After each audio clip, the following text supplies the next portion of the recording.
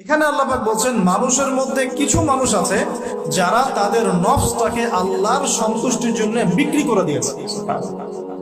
মানে তাদের জীবনের মূল থিমটাই হচ্ছে আল্লাহ পাকের সন্তুষ্ট অর্জন। কোনো কিছুকেই তারা আল্লাহ সন্তুষ্টির উপর প্রাধান্য দিবে না।